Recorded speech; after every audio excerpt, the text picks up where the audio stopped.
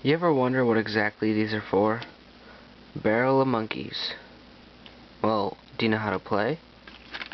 Well, I'm going to show you the real way how to play. What you do is, well, first you shake up the barrel, or whatever.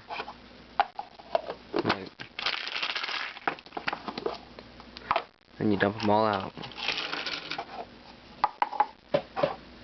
You pick up one monkey, and use that monkey to pick up another monkey.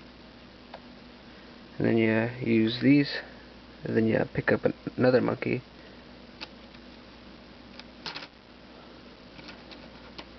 It gets really, really difficult.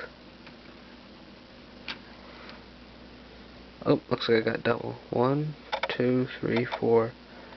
And then you use your fourth one like that. 1, 2, 3. Wait, 1, 2, 3, 4, 5. Or I don't know. But yeah, that's how you play. It gets really hard once you start getting to the end.